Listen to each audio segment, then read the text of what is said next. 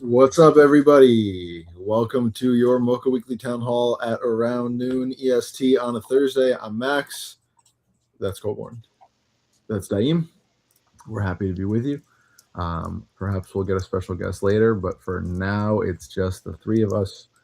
The mission, as it was assigned to all of us, was in the 30 seconds before we went live to come up with a conversation topic to start the show.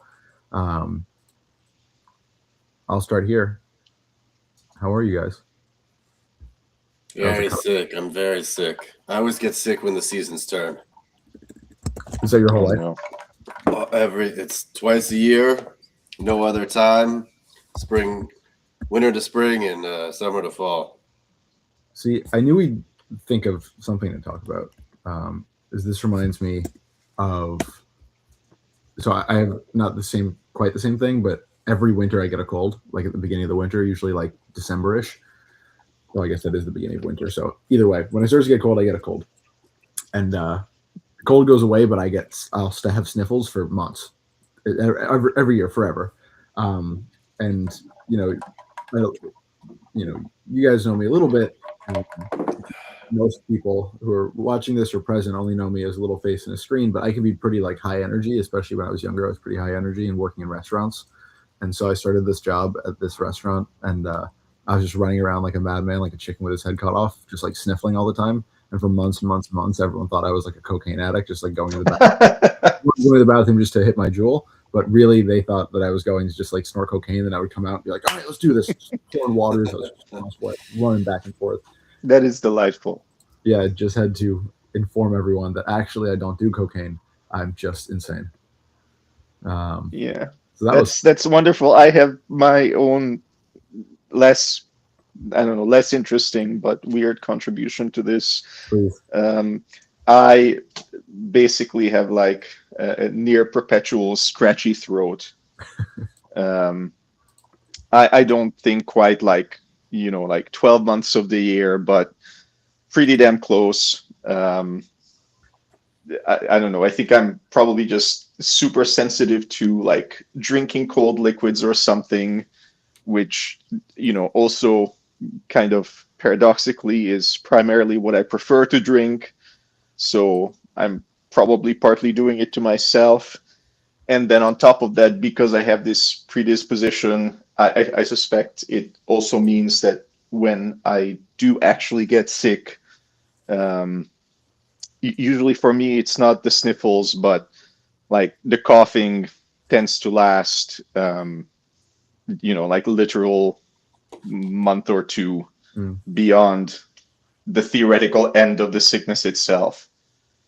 So if we consider that Daim has a smoky throat and cough slinger for 2 months, that Colborne gets sick at the beginning of spring, summer, fall, and winter, that I have a stuffy nose for the entirety of the winter, it is conceivable to argue that the MOCA team spends only maybe a ninth of our collective time all healthy. We got to replace ourselves with agents. So I will, funny enough. I've got topics, yeah. Oh, do you have topics?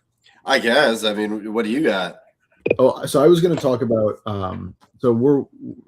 spoiler alert, we're waiting to see if Pindar Van Armen is going to show up to talk about this book that he recommended me, A World Appears by Michael Pollan. Does that show up mirrored for you guys? Sure does. Excellent. Well, it's A World Appears, not Doro A Srepa. And Daim, you always say that I can't speak Hungarian. Thank you very much, everybody. So you just got the Leonardo da Vinci mirror writing edition. Exactly. I just wanted to bring up something interesting from the book real quick. And if Pindar shows up, we can talk more in depth. But the book came out earlier this year, but it was written between 2021 and I would say early 2025. And there's a lengthy discussion about agentic, like AI consciousness, and whether that's even really possible, the way we understand consciousness.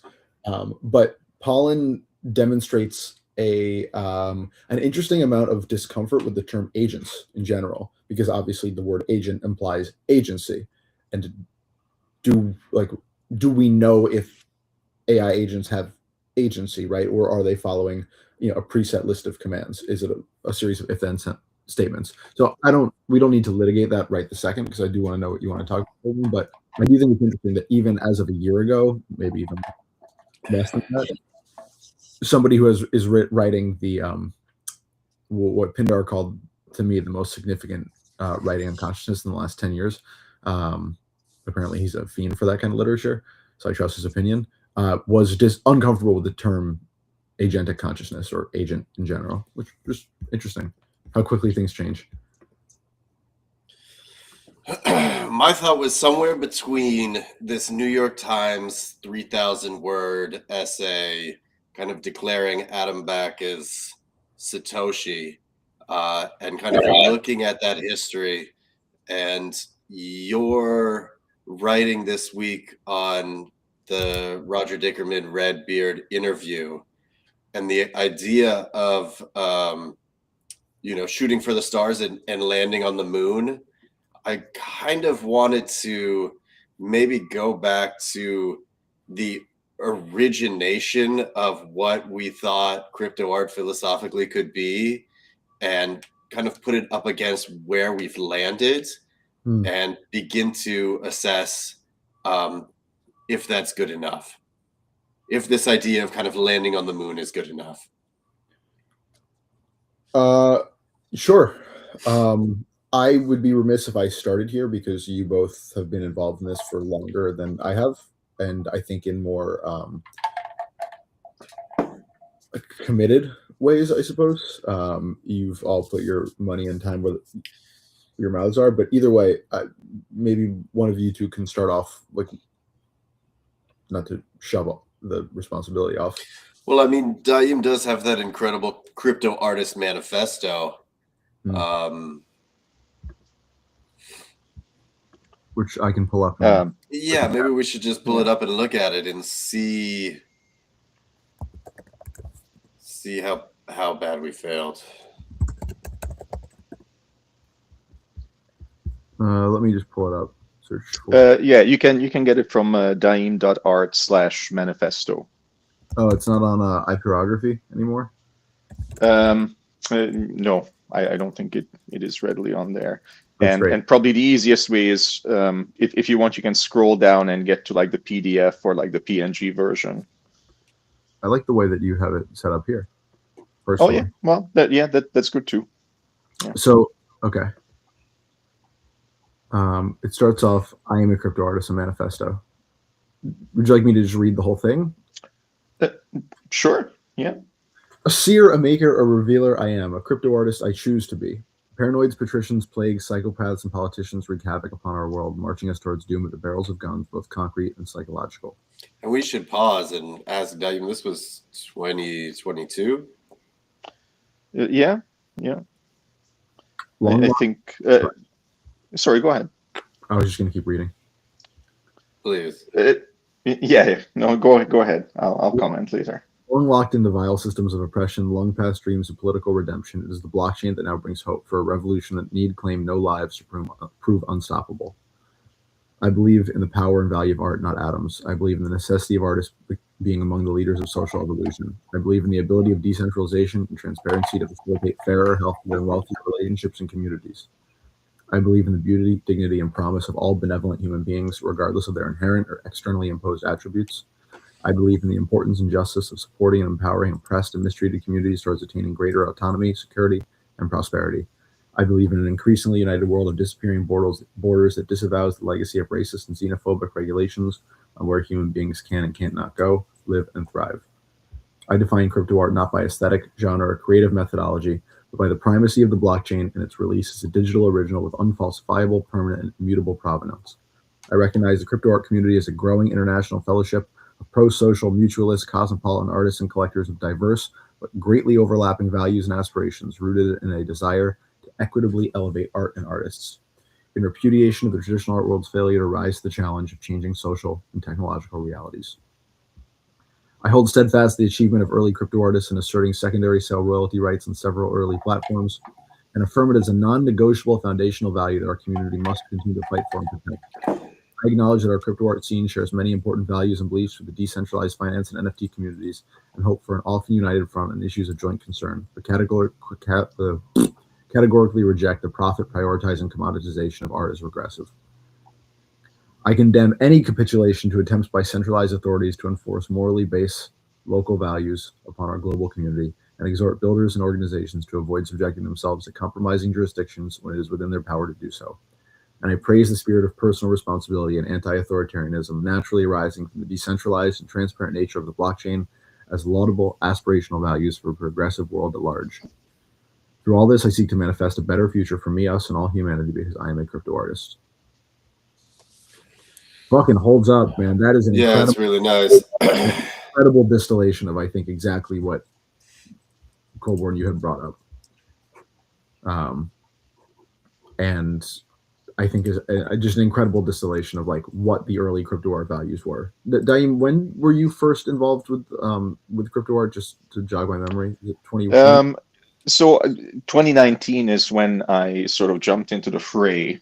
Towards the end, I started simultaneously, probably like days apart on Known Origin and Super Rare. But I've sort of been, I don't know, I guess observing and following the scene for much of 2019. So I started getting my exposure to the early crypto art scene, probably fairly early in 2019, and basically had this, conversion journey from, all this sales hyping sure is annoying to starting to understand, what I was witnessing by sort of towards the end of the year, and deciding that I wanted to be a part of this too. It's yeah, I mean, it reads like it reads like something written by somebody who was observing for a long time and fell in love with the movement. As I believe, Colborne, your story is the same, or similar. Oh, look at that. And I mean, the manifesto dates from, basically like about 2 years after, 2 years, like 3 years after. So, by 2022, correct me if I'm wrong, Colborne, I'm pretty sure we were already fairly deep into the slump, or, well, not even slump, like, heavy bear market territory, I'm pretty sure. And, yeah, like a lot of the enthusiasm and eagerness that used to be everywhere sort of died down by that point. But, like I lived crypto art before the hype really got intense, before the attention really got intense. And, I experienced the good times, the bad times, the before times. And like, for me, all of that sort of reaffirmed and validated the significance and the meaningfulness of what the movement felt truly to be about. And I think that's a wonderful transition. Yeah, I mean, it's ironic that Pindar showed up and then left. Yeah, and left, and I think came back and left again. But Pindar. Hey, what's up? What's up, Pindar? Hey, thanks for having me on, man. This is awesome. Yeah, great to have you on. We were just, and this is perfect because I think you are a perfect addition to what we were just talking about.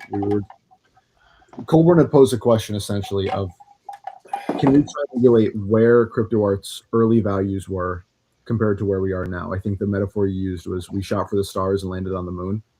We're trying to determine if the place where we landed at now is good enough. And Colborne, I didn't mean, I hope I did justice to your point from before, but we were looking at Daim's crypto art manifesto that he had written in 2022. I remember that. Asserts a ton of these values that, I use the term grew up because, when I was first meeting Colborne and speaking to artists like Daim and speaking to you, Pindar, and like listening to the OGs in the space who had been around for a while, these were the things that were swirling around me as reasons why this was and spreading the geographic agnosticism and the community focus and the experimentation and the equitable like art world experience and addressing some of the fundamental failures of the traditional art world to provide opportunities for lots of people.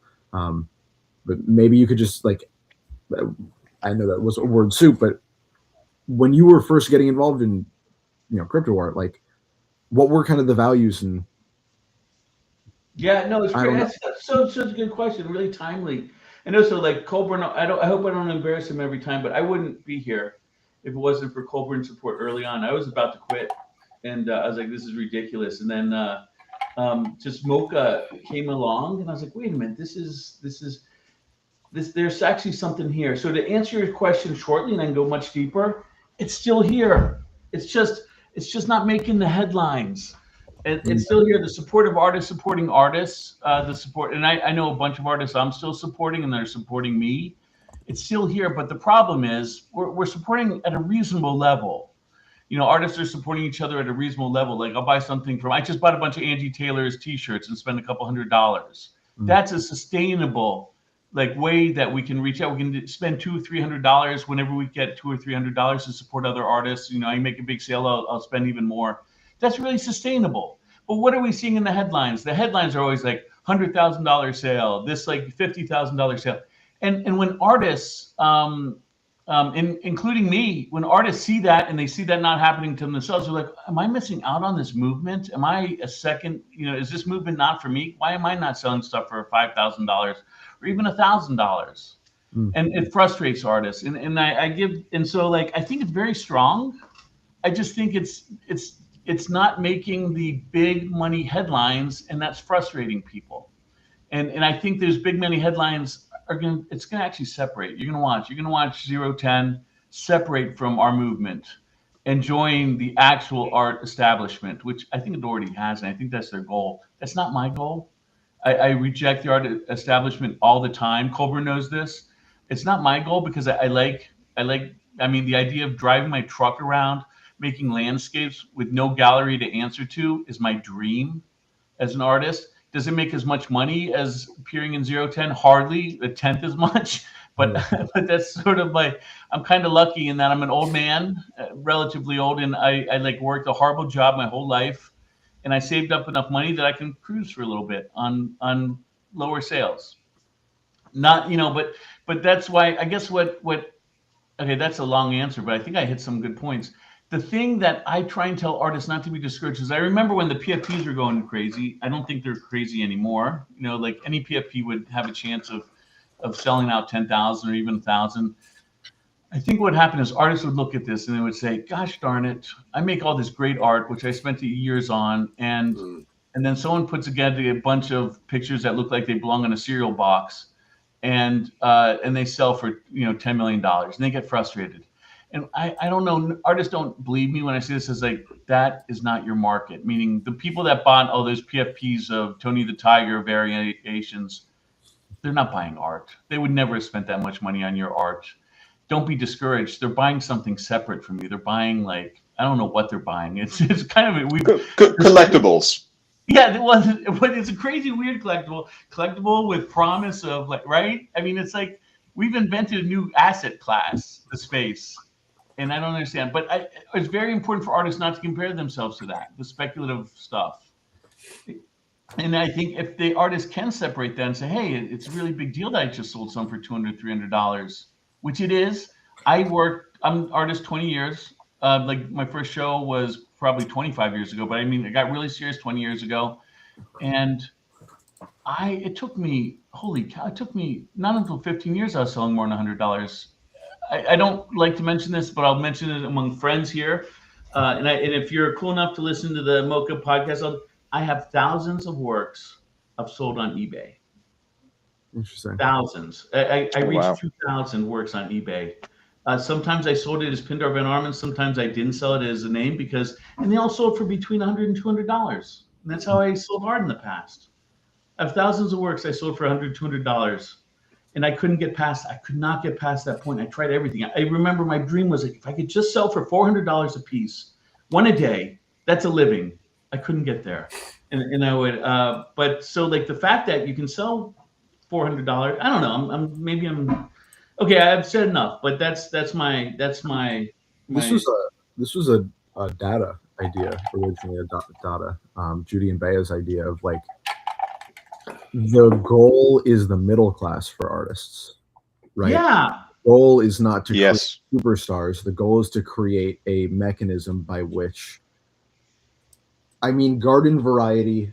I use that term not to have anything to do with quality, but exclusively just like everything has a normal curve, right? Can these artists along the normal curve, irregardless of quality, make a decent, respectable living through just their artistry? And that was always at least that was one of the things that seriously red pilled me on crypto art in this when I was becoming like really kind of accustomed to it in throughout 2022 and like very late 2021. I was like, it seems like there is an avenue here for exactly that, right? Just the artist who can find some success for their work. They're not becoming millionaires, but maybe they can make a decent living enough to like, a decent living, not by, by general standards, not by where right now. But I love this idea of these things kind of segmented away from each other. And I think that it's really clear, Pindar, in your explanation that like crypto art and this collectible ecosystem veered away from each other, right? NFTs boomed in two different directions. I think, because I agree with you, I think it's a really interesting point, one that I certainly don't appreciate enough, that whatever this digital art institutionalizing thing is just as much of a schism from crypto art as originally the collectibles were. It's a new lane and it's not a collectibles either, but it is a different altogether thing. And I think that's clear in the language these people use. I mean, we've been decrying for ages that the term crypto art has fallen out of vogue. I remember when the Toledo Museum of Art did their Infinite Images Art of Algorithms exhibition. They did an incredible job with virtual statements and artwork descriptions, and the term crypto art was nowhere. I think the term blockchain was extremely rare. NFT was only used to like describe the medium, as in like oil on canvas, pencil on charcoal and whatever. And I thought it was just very strange that so much of what the movement, like the very fundamental terminology, was just kind of scrubbed as it was pushed forward into this more accessible medium or more accessible audience. But yeah, I mean, it's interesting. And again, now I guess it's my turn to dominate the conversation, so apologies. But we were talking in just our MOCA team meeting that we do every Tuesday about how hard it is to see what's going on in the space, because before you came on, we were addressing the newsletter from this week about the Redbeard and Roger Dickerman interview. And one of the things that I brought up on Tuesday was this idea that like, if you don't see the great things that are happening, you're not paying attention. And I take issue with that, because there's no way to actually see what's happening here. All these beautiful, really cool, exciting, innovative things that we're always hearing about or teased, like we don't have access to those group chats. We don't have access to those channels. We're not being invited to gallery shows. We just see what we see on Twitter. And that's a terrible information distribution. Yeah. The reason I bring that up is because, just like you said, that like this movement is still happening here. There are still artists supporting each other. Like I don't see that either. That never comes up on my weird tunnel vision that I see into crypto art through my Twitter feed. It doesn't show me that either. It shows me nothing. And so it's hard, I think, for a lot of people to get a sense that there is anything happening here, anything positive happening here, because the line is so blurred. I think I've heard the idea. I don't know who said it, but the idea is like we want to like support 1,000 artists instead of 10 millionaire artists, right? That's the whole goal of the space. But I like the middle class. I like that. Even but I think it's even a success, Cohen, if everyone can get part-time jobs and supplement their part-time jobs with art. That would be a success. I would not mind if my life was that. Had to work for the man 20 hours a week, but I made enough off crypto that I would even be happy with that. And I think most artists would be happy with that. Sure. Not even to I think full-time artist is like this dream that you have in art school. Like, I'm going to be a full-time artist. But then it's not that important. The best artists I know don't even sell. They don't even bother selling. And the best artists don't even bother selling. But the funny thing about that is the best artists I know are so independently wealthy, so they don't have to worry about sales. And so I don't know. It's still there. It's just like when you get there's obviously rich neighborhoods and poor neighborhoods, and it doesn't bother you when you drive into your regular, not even poor neighborhood, your middle class neighborhood. It doesn't bother you when you in park and you're like whatever you're gonna do. But like you don't. But it's because you don't have to drive through the rich neighborhoods. I'm rambling. But when you get on a plane, it kind of sucks when you see the people already having martinis and you're walking back to coach. Yeah. And you get to see all the martinis, and that sucks. And that's what we're seeing in the crypto art world is that all these artists that would be more than happy with how well they were doing, would be great, except there's a daily report every day showing them that they're not making sales in the 5,000 to 10,000. That daily report is the centralization that we've been fighting against. Everything just naturally goes to this centralized thing where, I think Batsub Yum has a really good thing. Is like one of the things that he loves is like you got to get the Perotti effect. I forget what the effect is. No, that's a different thing. The network effect, of course. And everyone's after the network effect, and the network effect is centralizing things. So I don't know. I feel like I'm lucky. My lucky is that I got in early, but I don't know how. But I don't know how an artist. I was just on a call yesterday with a couple artists that want to know how to get more exposure, how to reach more collectors, and I didn't have an answer for them because it's very noisy out there. Very noisy, and unless you're in like 6529, you have to make work for 6529 to get the attention of 6529. But once you do that, you're part of centralization. It's really hard to be an indie artist. Yeah, Colborne, you have been nodding vociferously. I'm curious if you have any. I mean, I think my big question is even just outside of the artist, looking at kind of the roles that I've played, where's the room for the collectors, and where's there room for the people that want to build, and what is the necessary infrastructure? It feels like we've learned very difficultly that there might be a little bit of room for art, but there's almost no room for innovation or showcasing or curating. Or even in a marketplace like OpenSea can't make it, right? So if it is just a peer-to-peer movement between artists, I think that's excellent. But like we blew everything out so big, we tried everything and nothing worked. And now it's just kind of collapsing in on itself.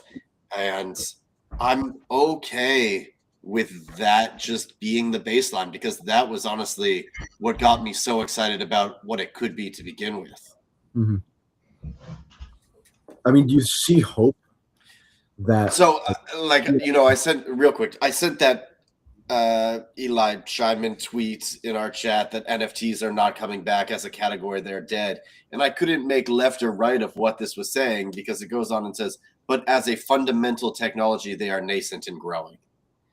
So that is an interesting tweet. I didn't understand that tweet either. I was like, are you admitting that we're joining the regular art world? Yeah. I found it such a strange paradox, because even if you say that the NFT is not the art, that it's the certificate of authenticity of the digital work and the signature that follows it, blah, blah, blah, blah, blah. What does that mean? They're dead, not coming back? What does it mean for all of the assets previously? Is that a differentiating term from crypto art? I haven't heard anybody call themselves an NFT artist in a while. So maybe that is out of vogue.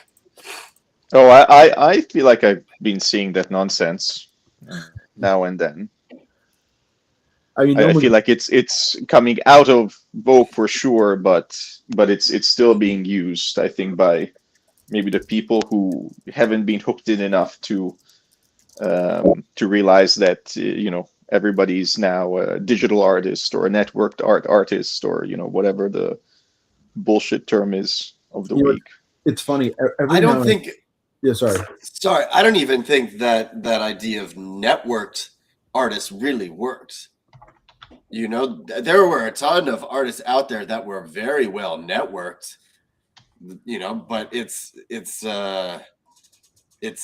everybody has strong opinions loosely held. Once the next big thing comes along, that network is totally obliterated.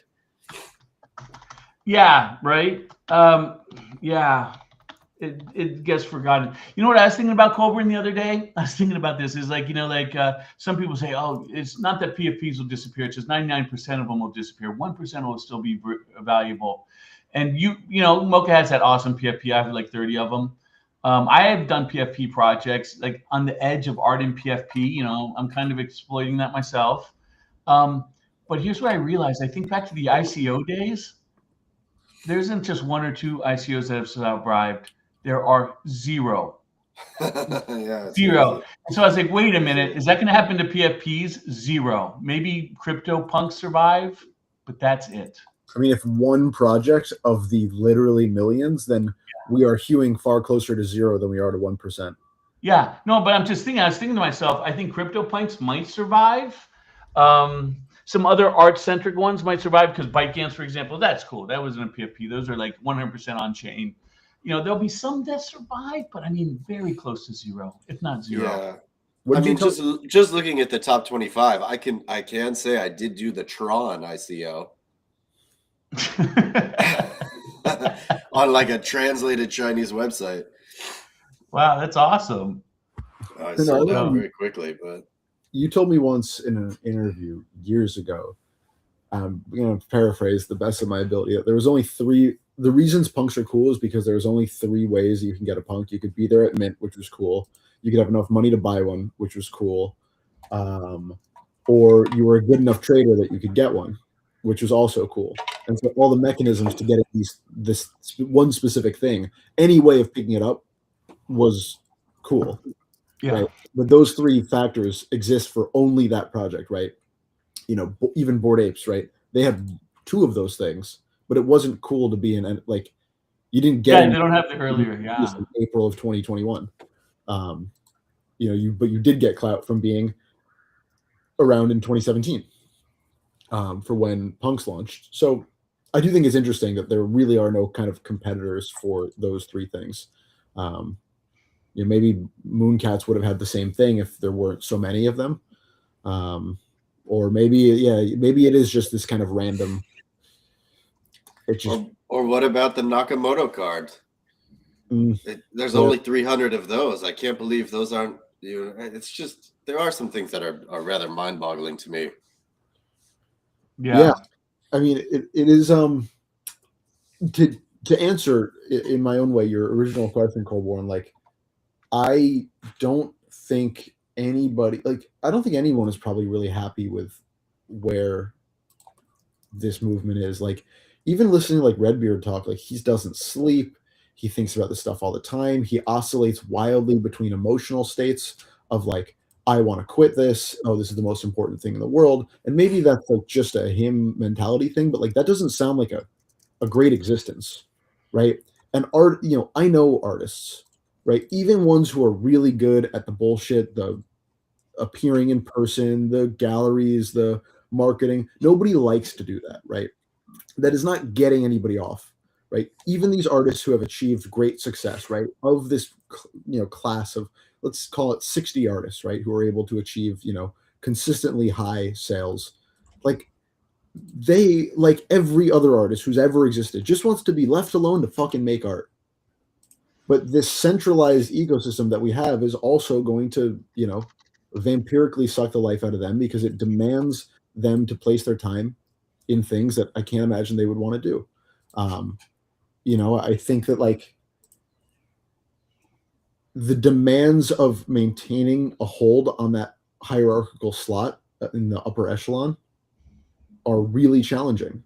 And we see that across all kinds of art, right? We see that with pop stars, we see that with actors. There's all sorts of terrible things that come with that kind of notoriety and that kind of like pressure to continue to succeed. I remember when Claire Silver was kind of dragged through the mud a little bit because she was selling a project and it didn't have like an immediate sellout. And people were fucking pissed that this artist who had made so much money, who had such a name recognition, that she dared, be upset because she only made, $60,000 instead of the expected $150,000 on a project that she had minted. But that's what that kind of pressure does to you when you are one of these chosen few, right? If anything but awe-inspiring success is a failure, and you have to then internalize that, and that is not a great thing for a career. So I'm not sure who wins in this new paradigm, right? Like, you could say the idea of all of this, the importance of all of this, with heavy scare quotes, right? The importance of all of this survives, but does anybody within it survive? Do the collectors survive, or do they get burnt out? Do the, market makers like, Redbeard, did they get burnt out and they can't survive? Do the artists, they can't survive? Like, who wins from this paradigm? Here, I'll tell. This is, if you want to know who will get burned out, I have an answer for you, Cohen. If the people that, this is what I love, and everyone shouldn't worry. The people that are here for the money, which there are a lot, and finance is like important, they're going to disappear because they're going to realize what I knew about when I was doing art and I was trying to get into galleries in the early 2000s is most galleries are run by independently wealthy people that, hell, they want to run an art gallery because that's cool. Great place to have parties. They never make money. So few of them make money. And so people that are here for money and to go into like 0-10, they're going to realize, holy cow, I'm losing money every single 0-10. Like this last 0-10, I'd say about half of the people in it lost money. I ran the numbers. Very few of the people that put up stuff made more than 50,000. Some made as little as 5,000 to 10,000. And it costs I think I heard it cost 70,000 to be there. So these people are, as soon as they realize there's no money, they're going to disappear. So it's going to be a self-selecting natural process, or it's going to go back to the art. The 2021 boom got a lot of people like, oh, there's a lot of money to be made here, And now that they're realizing there isn't, they're going to disappear. And we don't have any more auction houses, though, right? When Sotheby's and Christie's smelled money, you had Christie's, start their Christie's 3.0, whatever the fuck that was, selection operation. You had Sotheby's constantly dipping into sales. I don't remember if it was Sotheby's or Christie's, but like I went to an event for like Robert Ellis's passion book, like on NFTs at Sotheby's auction house, where he was also selling works. And like then the money dried up, and it's like, when was the last time you've heard of any of these auction houses have anything to do with this movement? Yeah, no, I know Sebastian's still there, but Nicole, like Jacqueline's out of Christie's. That was crazy. Yeah, no, there was carnage on both at Christie's and Sotheby's. Where they got rid of, like, Nicole's out of Christie's, and she was the best event I saw is when I ran to you in New York, Colburn. That's the best event I saw from Christie's and Sotheby's. That AI event, that was incredible. Yeah, that was incredible. And that was the last event I think Nicole did. Yeah, and I was like, how could they fire Nicole or let her go? They didn't fire her when she made the only meaningful event because it didn't make as much money as they thought it would, and they all sold. I mean, it sold. It's like Rafiq sold, mine sold after the auction, the day after. Everything sold, and it still wasn't enough for Christie's. That's kind of weird.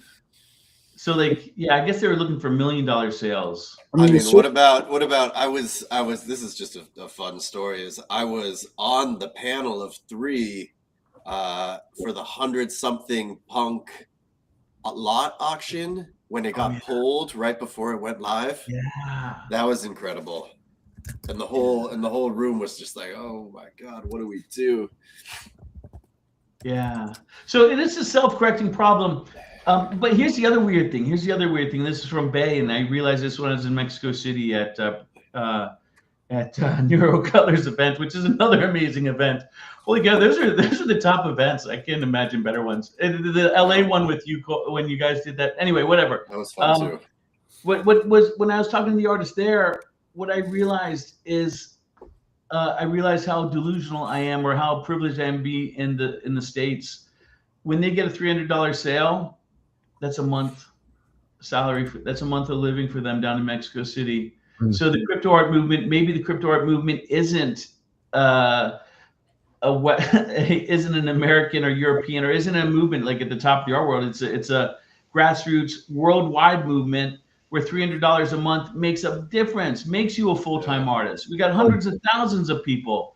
Maybe that's it, and maybe we're just deluded that we're looking at the New York art scene and how 010 is blending into the New York art scene, when that's not the point. The point is that that's the hardest pill for me to swallow, is that it was bifurcated between Ethereum and Tezos.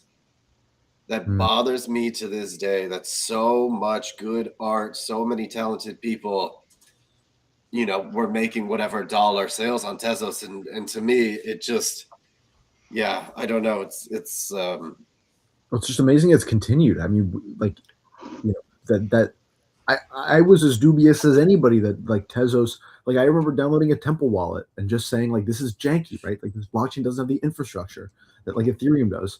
Like, of course, artists will migrate over. But Ethereum was at janky in 2017 as well. It was totally super. So, yeah. So it is alive and well. We're getting like everyone wants to be at 010. That's it. And they think that you're not at 010, you're a failure. That is well, I mean, maybe. Sorry, that's just to answer my middleware question. What is the purpose of these people that aren't artists?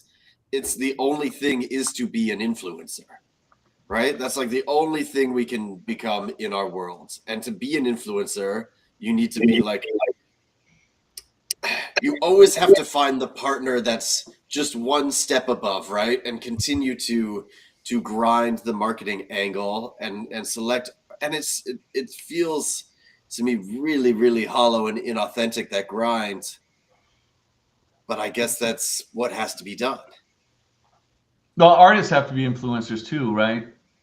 Like, I mean, like the reason why Redbeard is so popular among artists, and like they're all because Redbeard makes stars, and like and so every artist I know is doing everything they can to get on his timeline. Yeah, I won't share the artist that told me this, but I thought it was amazing. I asked another artist that I saw shoot up the lots of followers, and I was like, how do you do it? How did you get so many followers in such a short amount of time?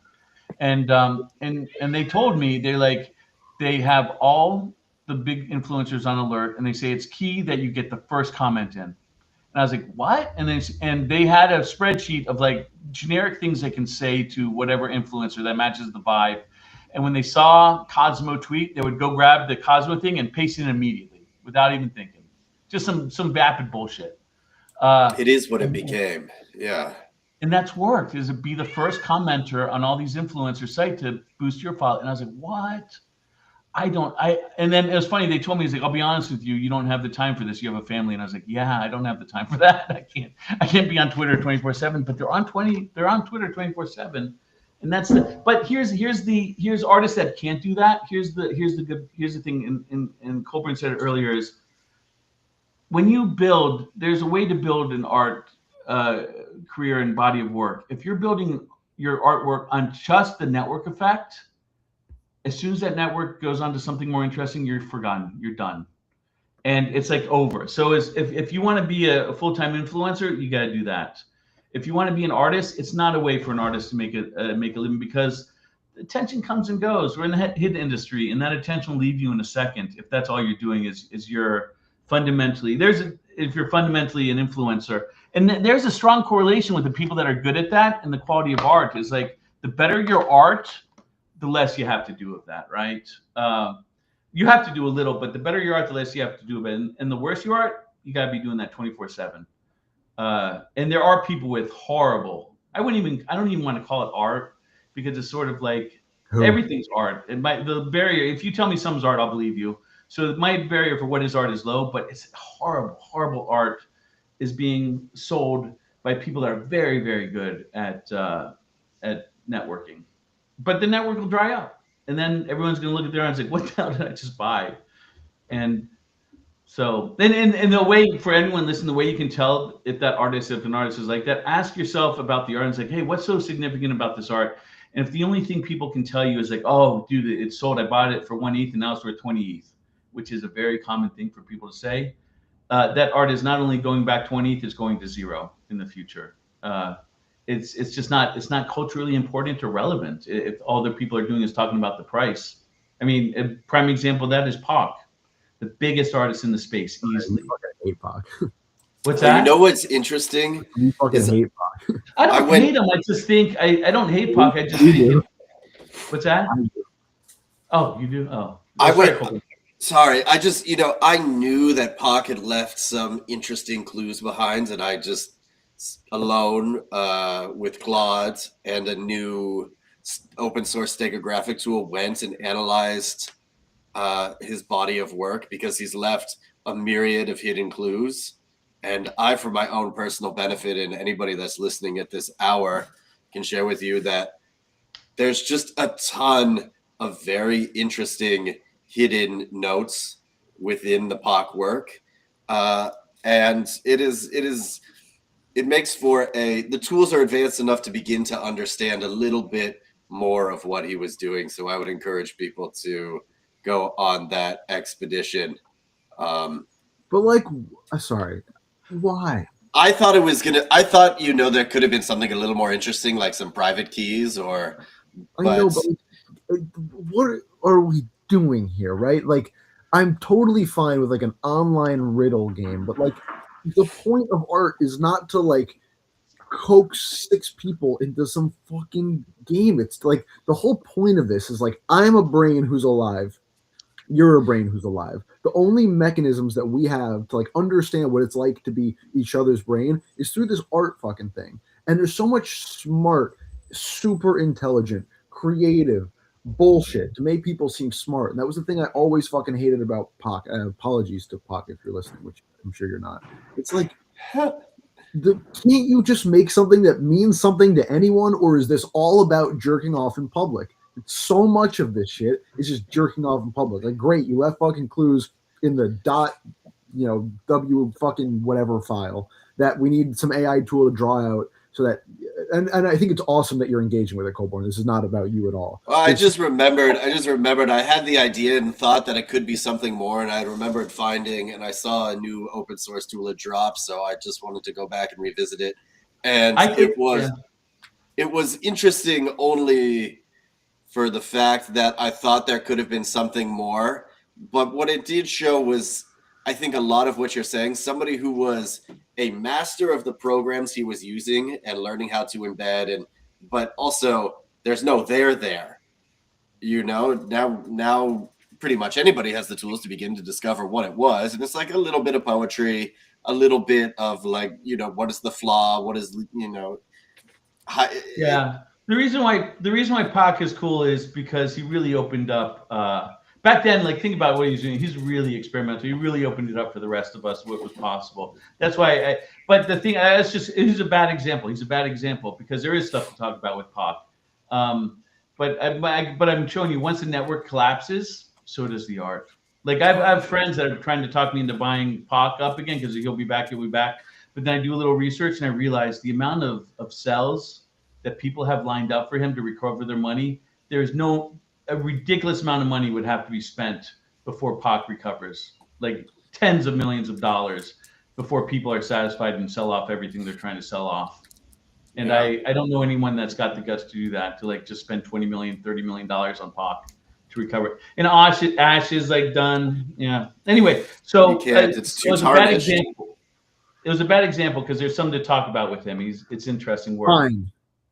But I'm not changing my mind. I'm just. You don't have to. You don't have to. Yeah. I mean, the worst thing he did, of course, was or the worst thing he probably did for himself was invite people to participate, because it took work that could have been fundamentally interesting and made it so just I don't want to say base, but it really kind of just broadened it and made it so base that anybody with a large following on Instagram and was making very popular viral art could suddenly participate and extract money from the ecosystem. And that was another stepping stone, I think, which took a really niche, interesting community that was having strong ideas and debates and was creating, and just flattened it and turned it into a marketing vehicle.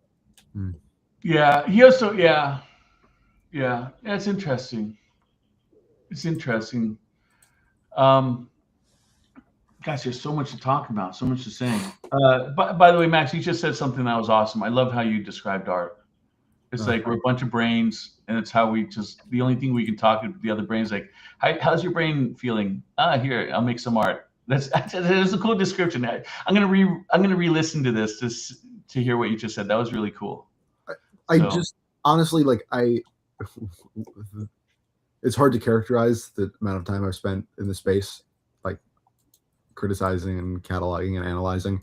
But the constant throughout epochs, and this goes back way before crypto art, and you go to any fucking art museum and you will see a lot of art by a lot of artists who think that they are really smart and they're really good artists. And here's a picture, here's a chair, here's a video, here's a fucking woven tapestry. And you look at this, and it is their way of making sure you know how good they are at art. And that is so uninteresting to everyone. And that bullshit does not fly in any real other artistic medium.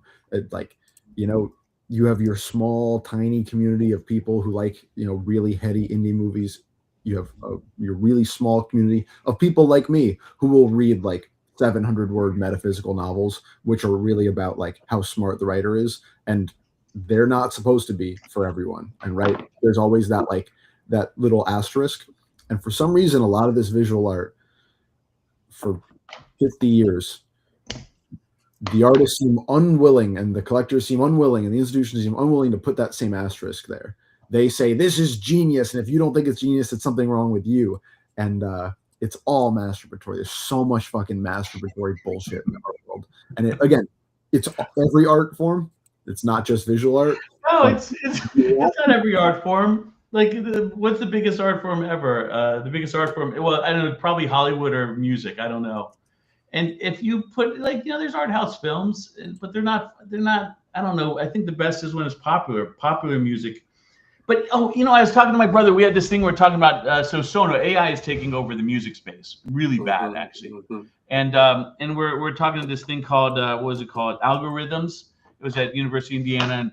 And what was interesting is my brother pointed out something. He's got a record label. And it's interesting what he told me is like, you know, it's like right now, artists are getting hard really bad in the musical space, because if you're a band and you want a string section, you used to have to go hire a string section, which gave some job to some, you know, musicians. But now they're like just going to Sono or whatever that AI program is, and it's like, hey, do this in the strings, and they're cutting, but they're keeping it secret. Musicians are smart. They're not like us in the space where like, check out my AI. They're keeping it a secret that they're not giving work anymore to other musicians. And it's just the way it's going. And this CEO of Sona said this, and this was interesting. It's like, no one wants to get into music anymore because it's too hard. You got to spend years mastering an instrument before you can even play in front of public. And then when you play in front of public, there's dive bars at first, and it's just too hard.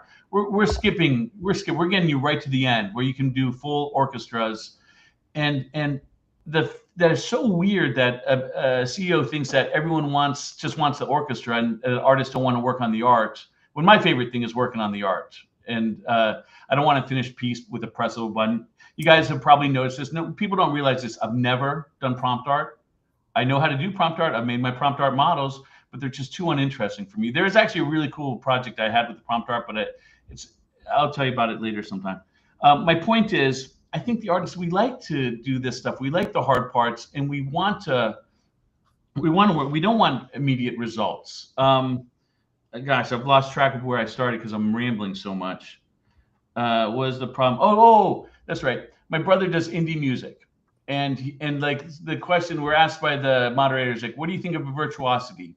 Like, what about that person that spent 20 years becoming a master of the guitar or violin, and now this AI does it in seconds?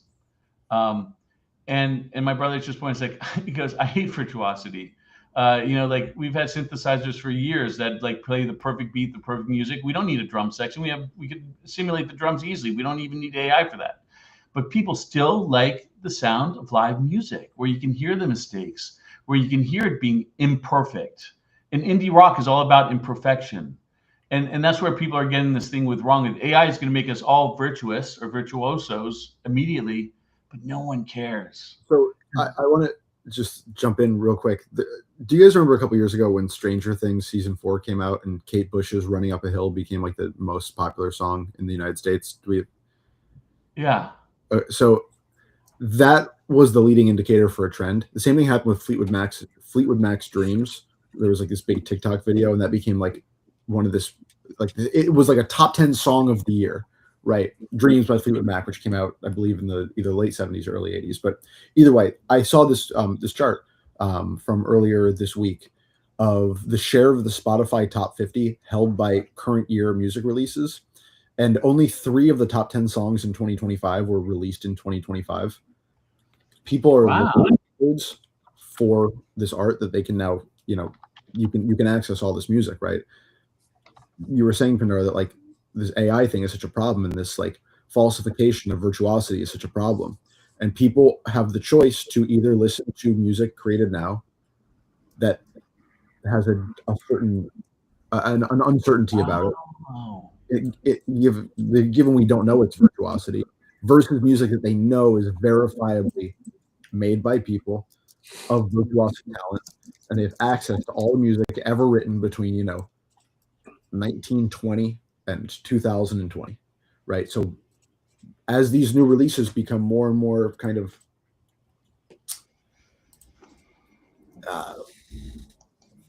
unidentifiable, people are already starting to just go backwards because we don't like forwards. Forwards is getting too weird. Forwards is getting too indecipherable. And I just think that that's very instructive. I think that's a somewhat educational addition to what you were talking about. That like people are looking for always the same things, and being unable to find it here, they will just go elsewhere. In this case, being unable to find it in present music, they will go towards the past. You want to hear imperfect indie music? There is a shitload of it from mid-80s until like the mid-2010s, and you can have infinite access to the infinite trove of music that came out, that if that's what you want. If you want imperfect, if you want, there's fucking Captain Beefheart out there on demand for everybody who wants like weird discordant like anti-music.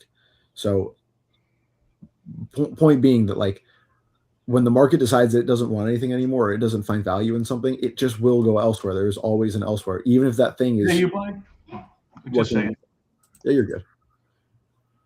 Yeah, I don't know. I wish I could find out what those 3 songs in the top 10 were, but anyways, there was an article called "Old Art is Strangling New Art" that I will link in the chat here. From an old man, for me, I love it. I love it. Things were better back in the day. I remember as a teenager, like I grew up on classic rock, right? My dad only ever played classic rock music in the house, and so I grew up on like a steady diet of Zeppelin and The Who and The Doors he loved, and I mean I can go on and on and on. And I always thought, as my friends when I was a teenager were listening to fucking Chris Brown and Neo and Ja Rule and Ashanti and whoever the fuck else, Katy Perry, and I was like, why are we listening to this? The music that came out then is better. Why don't we just listen to that music? Like, we can still just listen to that music. And turns out I was fucking right, and all of my fucking friends were wrong. Because what's happening is that everyone's just going back and back and back, and no one's listening to early Katy Perry anymore because we can listen to, early Madonna, and it's just way better.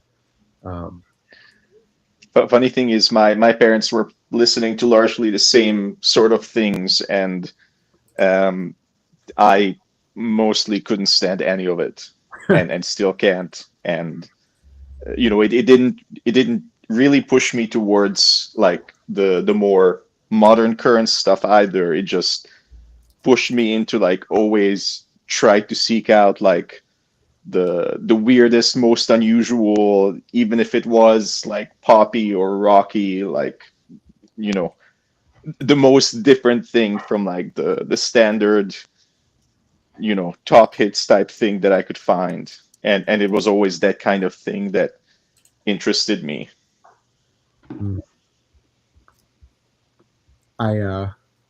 Hey, maybe your renaissance is coming. Maybe, but like I don't even mean the sort of stuff like you guys are talking about, like at some point I had somehow, this was back in the days of what do you call it, the I forget now, like the song sharing programs. And at one point I found like a huge trove of um, like it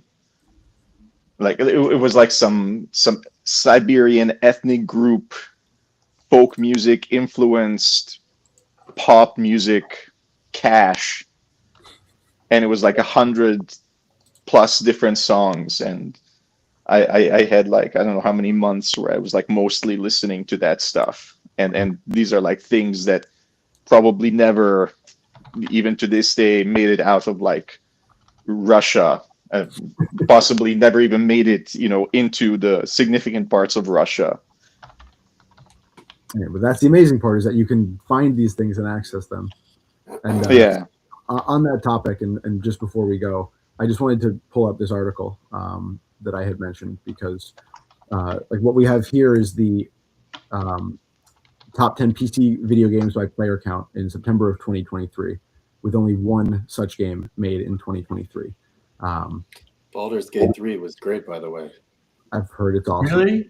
Yeah, it was a lot of fun. I Yeah. gotta do it. My big thing was Expedition 33. I'm gonna try Baldur's Gate. That game's quite awesome. But You like it, Matt? Claire Obscura, yeah, that game dominated my life for too long. Oh. Yeah, it was amazing. But my point is only that, like, this is a art-wide phenomenon of people being fed up or uninterested in what's coming out now, and having access to the backlog, and going backwards. Funny thing is, I think this is like an increasingly articulated issue with gaming in particular, because for a long time, gaming, like game development, and like game companies were in this situation where the stuff they were putting out was like significantly and obviously and visibly and notably better, both in terms of how it looked and complexity and like functionality and quality of life stuff, than anything that came out even 5 years ago, but especially 10 years ago, and especially 20 years ago, and so on and so forth. And like now, here in getting towards 2030, like that's increasingly no longer the case, because there are now games that came out 5 years ago that would totally stand their ground if they had come out tomorrow. There's a curve, right, over which the point of experience is not negligibly negligibly different, or negligibly improved. Had semantic satiation. Negligibly different, or negligibly worse than what came before, right? So like Ocarina of Time, as a video game example, right, came out in like the mid 90s. Like Ocarina is kind of clunky by today's standards, and we kind of figured out how to make games not feel clunky by like 2012. And so pretty much everything released after 2012, like you can go back and play Fallout 3, right, a first-person shooter that was released, I think it was 2010, 2011, and it plays great, right? Like, yeah, I like Fallout 3. Yeah, you don't need the upgraded graphics. You don't need all of the like the bells and whistles of like new age hardware and software. It's the same thing with film, right? Like you might watch a film from the 50s or the 60s and say like, well, it kind of doesn't have that fully evolved feel. But you start to get to the 70s with The Godfather and Jaws, and you're like, okay, well, this seems like a movie. Like I would recognize this movie. Music from the 40s may sound like it just may not jive with what we know of like, or what we expect from music. But come the mid 60s and the Beatles and the Stones and the Who and the Woodstock generation, and all of a sudden that music is preeminently listenable. So there's always this curve after which like the form has evolved to a place where everything that comes after is not necessarily better. It's playing on the same kind of, like, we figured out how to do this really well, and the form kind of stuck. But we have been here for an hour and 5 minutes. Pindar, we never got to talk about this book that I just finished this morning. Are you going to be back next week? I'll come back next week. Good. We will talk about this book because I have so many thoughts. And how far are you into it? I just finished it this morning. I'm only in 2 chapters. Bro, There's 4 chapters. It's 4 chapters. I'm only through 2. You said it was the most significant book on consciousness that you read in 10 years. And I was like, Pindar read this book. I have to have it done by the time we have this thing. Anyways, you have a lot. Okay, I have to finish it by next Thursday. No, it sends me on so many tangents. Like, wait a minute, that bean is conscious. The bean plant's conscious. I got to go look this up. And I spent 3 hours watching videos of bean plants looking like they're conscious. Yeah, swirling. Like, I need to get this book now. Yeah. I'm growing baobab trees. It's convinced me that plants are conscious. The book has convinced me. That's the craziest thing ever. It's convinced me that plants are conscious, AI is not conscious, and that there may be a God after all, or at least Yeah. Okay. Next week we're going. Okay, I got 7 days to read the next 2 chapters. I'll try to read the book too, but I'll probably not be convinced on the AI consciousness part, where my views are strangely self-contradictory in some ways. The weirdest thing is I'm 50-50 on whether my truck, Cloud Painter, is conscious or not. 50-50. Like when I put in pure autonomous mode, it might be conscious. I don't know.